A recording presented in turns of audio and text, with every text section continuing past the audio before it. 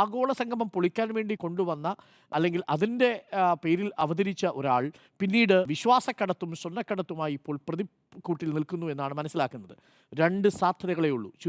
ചുരുക്കി പറയാം. ഒന്ന്, 1999 കൊണ്ടുവന്ന ഈ വിജയ് മല്യ സ്വർണം പാകിയ 5 കിലോഗ്രാം സ്വർണം, 2.5 കിലോ വീതം 2 പാളികൾക്കുമായിട്ട് 2 ശില്പങ്ങളിലുമായിട്ട് പാകിയ ആ പാളികൾ 2019 ഇളക്കിക്കൊണ്ടു പോകുമ്പോൾ കൃത്യമായ മഹസർ ഉണ്ടായിരുന്നോ?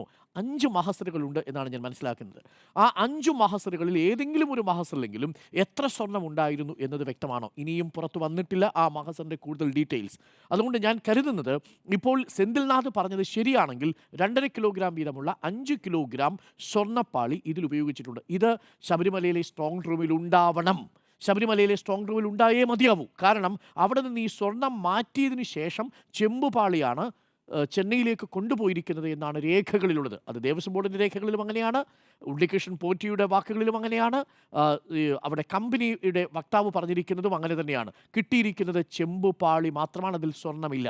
അങ്ങനെയാണെങ്കിൽ അതിലുള്ള 5 കിലോഗ്രാം സ്വർണം അതിൽ പൂർണ്ണമായിട്ടും കിട്ടില്ല. അതിൽ സെന്തിൽനാഥ് പറയുന്നത് പോലെ 20 വർഷം കൊണ്ട്, ചിലപ്പോൾ കൈയുടെ സ്പർശം കൊണ്ടൊക്കെ ചിലത് പോകാം. പോട്ടെ, ഒരു 1/2 കിലോഗ്രാം സ്വർണം നഷ്ടപ്പെട്ടാൽ പോലും ഒരു 4-4.25 കിലോ സ്വർണം അതെവിടെ പോയി എന്നൊരു ചോദ്യം ബാക്കിയുണ്ട്. അത് ദേവസ്വം ബോർഡിൻ്റെ രജിസ്റ്ററിൽ ഉണ്ടാവണം.